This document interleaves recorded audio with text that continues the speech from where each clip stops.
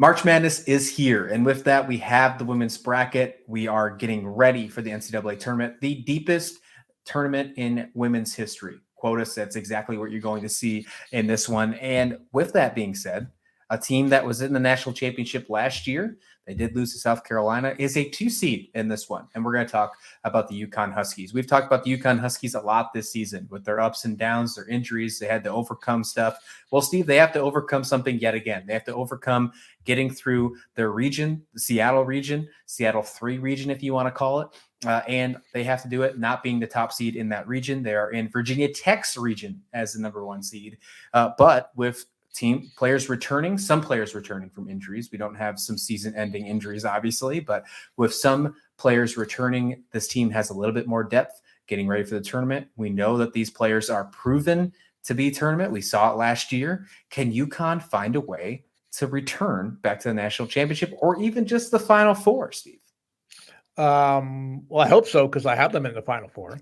But I mean, Azzi Fudd is back, and she's probably the only player as far as excitement level. I'm not talking just skill level, but she may be the only player from an excitement level that can rival Caitlin Clark.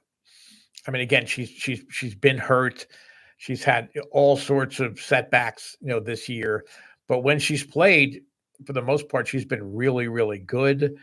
What I really like about UConn is their younger players, especially Dorka Juhas. I think she really has gotten more competent. She is a force on the boards. I think she can make a difference in games where she may be challenged. Now, personally, in this region, I think it's UConn's or Virginia Tech's region to win. I really didn't see any other teams that could kind of keep pace with them. I think it would be chalk. But, UConn, I mean, they've been there. This team has been there and overcome adversity. They have, an icon on the bench, that knows how to get the most out of his players. And he has done it. REM has done an amazing job with this team. But this is a team, too. I'm going to compare them to the Texas on the men's side. Okay, they didn't necessarily have the coaching change issue. The REM has had some health issues, that's caused them to miss some games. But this is a team that just said to themselves, we are not going to find excuses. We're not going to let injuries and all the talk about injuries and depth and all those other, we're not going to let that affect us. We're going to go out, we're going to play our game, even with the big thing about turnovers. That was the big thing. Oh, they're turning the ball over too much. Well, technically that's true, but these are competent players. They're not afraid to make a mistake. I mean, they want to push the issue. They want to really dominate, the tempo of any game. So I'm certainly not going to write off UConn anytime soon. Yep, me neither. I have them getting out of this region and making it to the Final Four. Anything can happen after that. We all know about that process. However, this is not the same team that we have seen in years past. Obviously, they made it to the national championship last year. They had to overcome a lot to get there. But this year, they lost back-to-back games for the first time since 1993. So there's obviously some woes to worry about of this UConn team. And I think that's why we saw them slip to a number 2 seed, although they looked like they had no problem in their Big East tournament championship game whatsoever. I mean, the entire tournament, they looked fine in the Big East. Having Fudd back is huge. With Edwards, with Mule, all that is just obviously going to be a big push. I think Virginia Tech will line up and will match up quite well with them in this game. If everything runs chalk and we see them two face off in the Elite Eight, which I do see, which I do predict happening. I have a couple upsets in this region, but just not between the top 2 seeds. But I will say, I think UConn will find a way to overcome, as they always do as of lately. At least that's what we have seen, and find themselves back into a Final Four. Yeah, Elizabeth Kitley is a special player. Unreal. And for whatever reason, I don't know why people don't think of Virginia Tech as a basketball school. especially on the women's side. Yeah. I think, I mean, they've done a nice job year in, year out. But with Kitley on the inside, and there's not many players that can match up very well with them. I mean, UConn sort of has a player that can match up with her. But I mean, really, I mean, she's an elite player. And I think Georgia Moore has had a quiet, nice year. All the focus is on Kitley, but Georgia Moore has had a really nice year as well.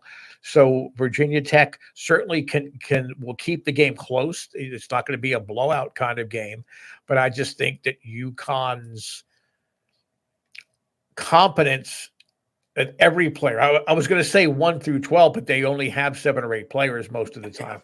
So, Right. but I mean, all of those players not only believe in themselves, they believe in their teammates. So that allows them to push the envelope a little bit. And I think this UConn team is great at getting their opponents off of their own game. I mean, I think they get in players' heads, and sure, they turn the ball over more than most past Husky teams have. But I think this is a UConn's region to win. I don't care if they're a 2 seed as opposed to a 1 seed. Virginia Tech has earned a 1 seed. Okay, and I think the questions as far as depth and injuries are why UConn is not the 1 seed here. Plus, I mean, the Big East was basically UConn. St. John's was okay. Villanova was okay. But they were really, one player teams really where UConn is a team. Everybody that does get rotated in does a terrific job. So I'm saying UConn's going to the Final Four again. They're probably breathing a sigh of relief that they're not facing South Carolina, in the semi. But I think UConn, barring something unusual happening, I think UConn's going to be there in the 4 again.